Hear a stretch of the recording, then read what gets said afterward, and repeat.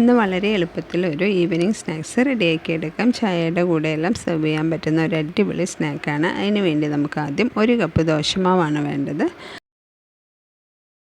സാധാരണ പുളിച്ച ദോശമാവാണ് എടുത്തിട്ടുള്ളത്. അതൊരു ബൗളിലേക്ക് ചേർത്ത് കൊടുക്കാം. അതിലേക്ക് ഒരു 2 ടേബിൾ സ്പൂൺ കടലമാവ് ചേർക്കുന്നുണ്ട്. കടലമാവില്ലെങ്കിൽ മൈദയാണേലും ചേർത്ത് കൊടുക്കാവുന്നതാണ്. ഞാനിപ്പോൾ ഇവിടെ കടലമാവാണ് ചേർത്തിട്ടുള്ളത്. അതിനുശേഷം ആവശ്യത്തിനുള്ള ഉപ്പ്, ഒരു ചെറിയ സവോള വളരെ ചെറുതാക്കി അരിഞ്ഞത്, എരിവിനനുസരിച്ച് പച്ചമുളക് ചെറുതാക്കി അരിഞ്ഞത് ചേർത്ത് കൊടുക്കാം. ഒരു കുഞ്ഞ് പീസ് ഇഞ്ചി, കുറച്ച് കറിവേപ്പില ചെറുതായി അരിഞ്ഞെടുത്തതാണ്, അതുകൂടെ ചേർത്തിട്ടുണ്ട്. ഒരു 1/4 ടീസ്പൂൺ നല്ല ജീരകം കൂടെ ചേർത്ത് കൊടുക്കാം. ഒരു നുള്ള് ബേക്കിംഗ് സോഡയും കൂടെ ചേർത്ത് നമുക്ക് നല്ലപോലെ ഒന്ന് മിക്സ് ചെയ്തെടുക്കണം. ഇപ്പോൾ നമ്മൾ വെള്ളമൊന്നും ചേർത്തിട്ടില്ല. ആദ്യം നമുക്കിതൊന്ന് മിക്സ് ചെയ്തെടുക്കാം.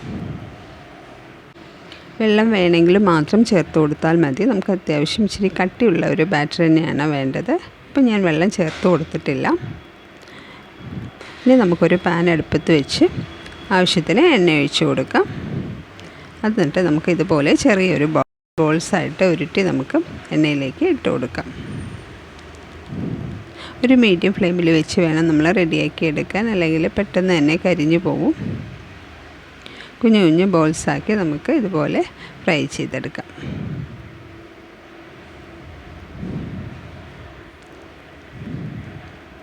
മീഡിയം ടു ലോ ഫ്ലെയിമിൽ വെച്ച് വേണം നമുക്കിതൊന്ന് ഫ്രൈ ചെയ്തെടുക്കാൻ വേണ്ടിയിട്ട്, അല്ലെങ്കിൽ അത് പെട്ടെന്ന് തന്നെ കരിഞ്ഞു പോകും.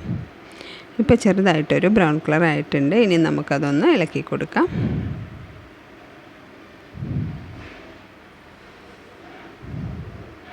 ഇപ്പോൾ അത്യാവശ്യം റെഡിയായി വന്നിട്ടുണ്ട്.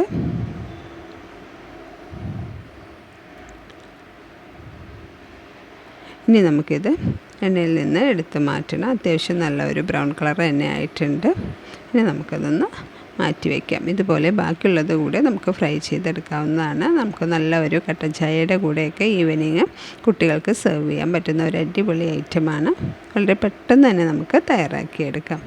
നല്ലൊരു ചട്നിയുടെ കൂടെയോ സോസിൻ്റെ കൂടെയൊക്കെ സെർവ് ചെയ്യാവുന്നതാണ്. എല്ലാവരും ഒന്ന് ട്രൈ ചെയ്ത് നോക്കണേ. Thank you.